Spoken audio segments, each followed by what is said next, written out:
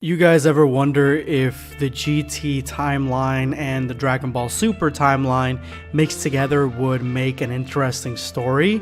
Don't lie to yourself, I know you have. Well, today we have that story.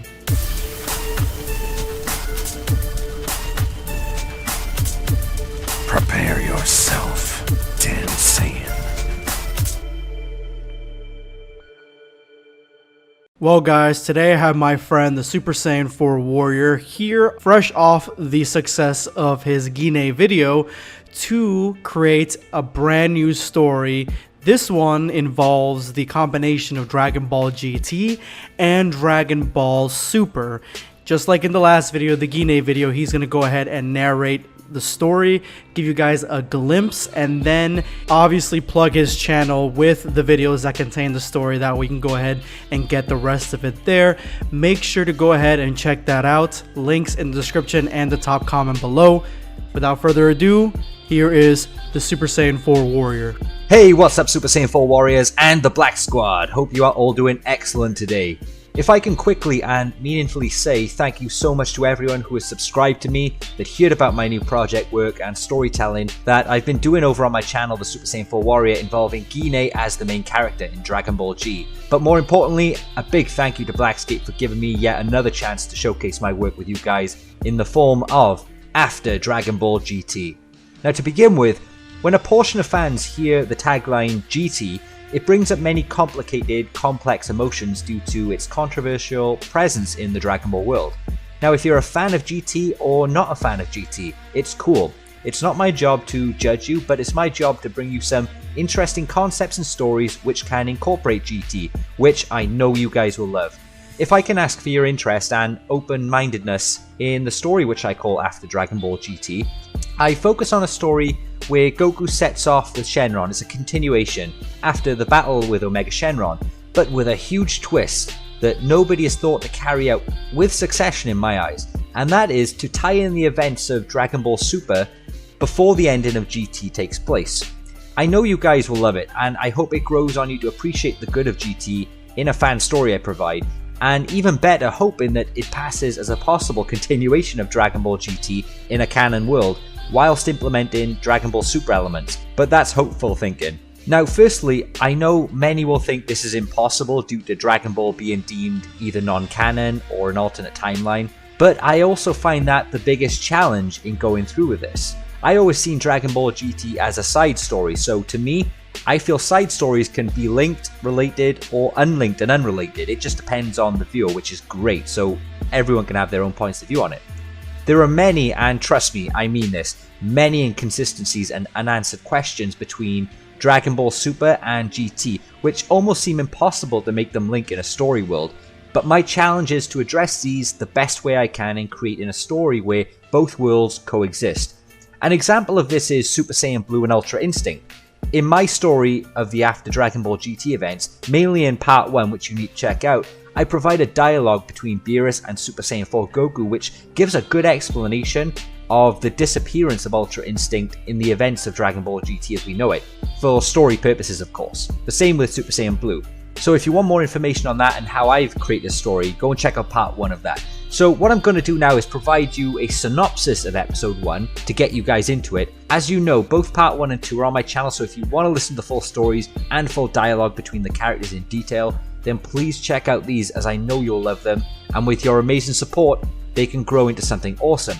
I also take on board your ideas and comments as well, so please get the feeling that you are part of these story outcomes as well, just for being there and discussing. Now, part 1 of After Dragon Ball GT has Goku setting sail with Shenron, and the two become one as Shenron soars through the sky.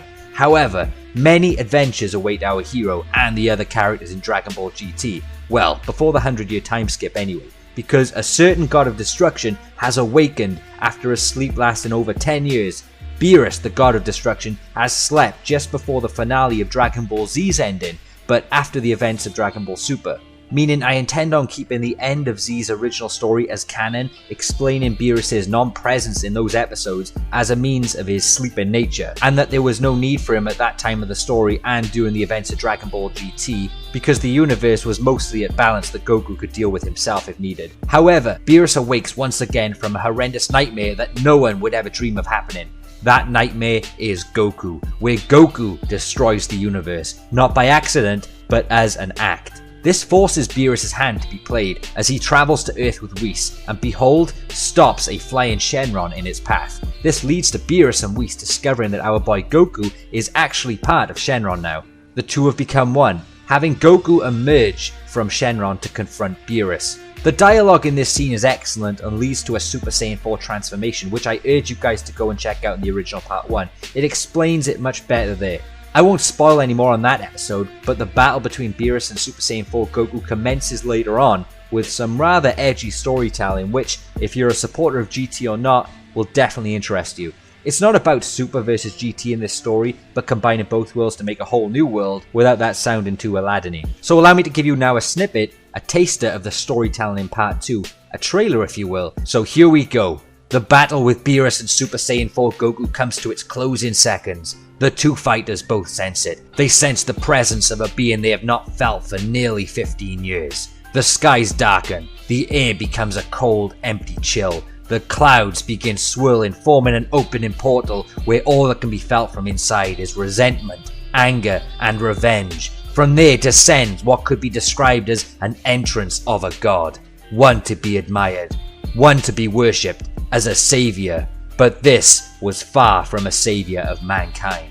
Beerus and Goku look from a distance, their battle postponed. Behold, the return of Goku Black. Don't look so shocked, Lord Beerus. It was only a matter of time until you felt the fear return inside of you. Since the almighty King of Kings failed in erasing me, I have had adequate time to unleash these devastating events that even a god of destruction would envy. Beerus replies, You should have been deleted from existence. Haha, I have plans unfinished. Not even that fool could erase the savior of the universe. Goku steps in. What the hell? I remember you. You destroyed Trunks' future, and you think you can waltz in here and destroy our world? You've got a lot to learn about us. You won't last 2 seconds on us. Haha, oh my Goku, just call me Goku Black for now. Look at how much you've grown. You know, you don't surprise me. As far as that form you possess looks incredibly neat and powerful, it seems you haven't been able to wield it like a god. What do you mean? Such a novice. Your energy is so raw and barbaric it sickens me. It's a shame the god ki you once wielded cannot be a part of that form. Of course, you're not me. Goku looks confused and also slightly shaken. What? Beerus floats and places himself in front of our Goku. Goku, stand back. This is starting to become very clear to me now. Whis also steps in. Lord Beerus, this shouldn't be too much of a problem for you, am I correct? Black quickly and intensely interrupts. As for you, Angel, quiet yourself. I will deal with you soon enough, once I'm finished with Goku over there. Tell me, Goku, do you remember ushering the words, to go even further beyond? I have access to all of your memories of the past, present, and future. Beerus looks at Goku. Goku looks back at Beerus with shock, not knowing what Goku Black means. Let me show you a form that even a god of destruction fears. Goku Black's arms become tense. His aura begins glowing rosé. His top fiercely rips open to a bare chest pumped. His scream becomes terrifying, where the roar of a great ape can be heard thundering through his voice. Goku passes in front of Beerus to look at Goku Black. Oh no, Beerus, we're in for some trouble here. Beerus looks back at Goku Black, knowing this transformation is all too similar to what Goku had just performed before him moments ago. Goku Black's aura radiates rosé as a tail unfolds from behind his body. Whis reacts to this. It seems he has a tail, but if I remember, last time there was no identification of a tail.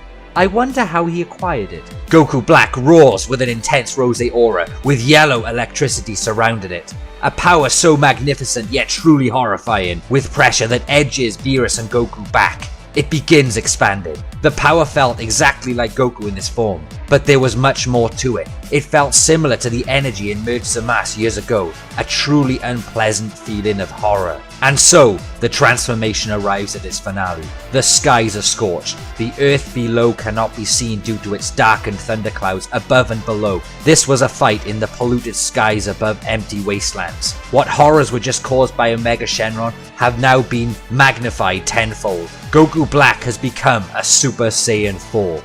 But that was not the only worrying factor for Beerus and Goku. The transformation had caused universal splits, leaving dimensional portals around Goku Black, similar to the enraged Buhan caused back against Vegito years ago. The nightmare was just beginning, for these portals were the opening gate for the arrival of what has never been seen before in the multiverse. The arrival of the Dark Angels. And that is the taster for episode 2. In the meantime, I want to thank you all for staying tuned for that, and be sure to subscribe to my channel, the Super Saiyan 4 Warrior, for more of this intense storyline after GT, as part 2 will be super special, not to mention the surprises there for part 3 onwards. With your support, guys, we'll make this glorious. I want to really try continue it in my voice acting work as well. I know I'm not the perfect voice actor, I don't intend to be, but I try to just add character and flavor to them in a comedic way. So if you guys like my voice acting and where I can try and go with it, please support me for that, because I will try and go down that route for storytelling. So yeah, thank you so much Blackscape for having me here once again. Until the next time, Black Squad, the future Super Saiyan 4 Warriors, the Super Saiyan 4 Warrior is out of here. Oh yeah! So there you have it. Thank you so much, Super Saiyan 4 Warrior, for being on my channel yet again. Guys, make sure you hit up his channel, hit that subscribe notification bell, and follow this series to its completion. Of course, a lot of you guys already following him from the Gine story, but this one is a true GT story. And if you're a GT fan, or even a Super fan, I guess, because they're both combined, make sure you hit that subscribe button and watch his shit. Anyway, guys, this is going to be Blackscape signing off. Take care.